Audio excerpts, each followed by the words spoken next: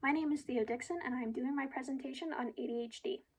I chose this topic because I have multiple family members who have ADHD, and as such, I have a lot of personal experience with how it is that ADHD can impact families and how it is that it can also impact children inside of those families.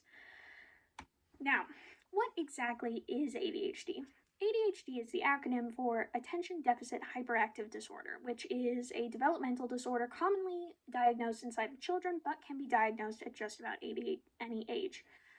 ADHD is a very spectrum, that's the word for it. ADHD is a spectrum, so it has a whole lot of symptoms that can be the diagnosis tool for it, but the most common symptoms that are brought up are hyperactivity, impulsivity, and difficulty with paying attention. Now, this here is a graph for the different age groups that can be diagnosed with ADHD inside of children. Now, the middle line is the average for the ages of 4 to 17 from the year 2017 to 2022. Now, this line mostly stuck around the 10-year-old mark, going up to 11 and down to 9 a couple of times, but never really going higher than that. Meanwhile, the lower line is ages 4 to 11, and the higher line is 12 to 17. Alright, so from this graph, we can assume that a lot of children that are diagnosed with ADHD are diagnosed when it is that school is sort of picking up more, probably because the difficulty with paying attention is more likely to show up when it is that you are constantly moving through topics rather than spending more time dedicated to these individual topics, because at this point inside of schooling, they end up speeding up a bit. Now, how is it that ADHD affects the family? First off, financially speaking, ADHD is a commonly medicated condition using the medication Adderall. Now, Adderall, for a monthly dose, if you're taking it each day, 1 month is about $40. And over the course of 12 months, that means that over the course of a year, that is $480 spent each year on medication per kid. And sometimes you have a variety of different dosages that end up being used, and that's not even counting like doctor's appointments, because every few refills you do need to go to the doctor in order to be like, hey, we've run out of refills on this one. We need to get checked again to see if the child still needs this, in which case they may go through and they may adjust the dose. So that ends up costing a lot of money, and some families may not be able to afford that much for it and may just go through and have a few months of refills and then stop medicating after that. Continuing on, there are a variety of symptoms that make it so that children with ADHD and their parents, or even parents with ADHD and their children, will end up facing some conflict. First up, we've got fairly obvious one: difficulty paying attention.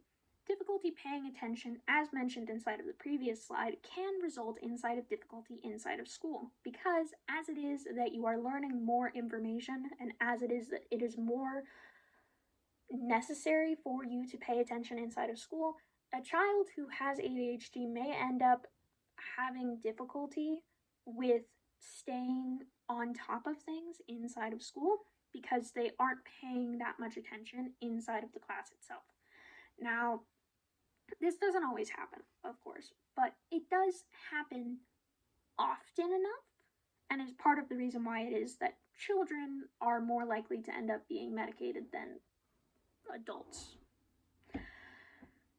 Continuing that, difficulty paying attention, in particular with the parent, can also be an issue, because a child who is not paying attention at all times, or is often going to stop listening mid-conversation, is going to be difficult to have serious conversations with, or even might miss information that ends up being said. So a parent might be going through and explaining how it is that a day is supposed to go, and the child is going to space out, not paying attention for a bit of it, and might miss important instructions.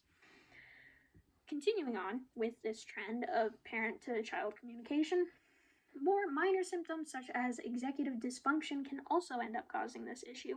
Executive dysfunction is when it is that a person with ADHD does not actually have the ability to go through and do a task. Okay? The chemicals inside of their brain that, in particular dopamine, which people with ADHD have a poor time with regulating to their own extent, can find it difficult to actually go through and start and finish tasks, because they'll either start the task and then lose energy to complete the task before the task is over, or someone will go up and tell them to do the task before they were going to go and do the task, and now they find themselves stuck back inside of the beginning. This is one of my personal experiences.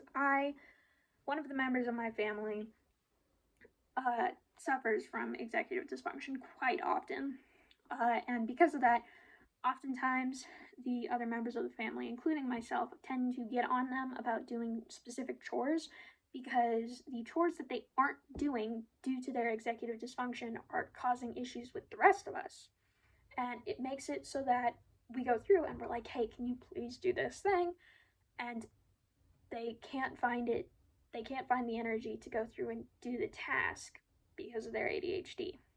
Along with that, impulsivity and hyperactivity can also cause issues.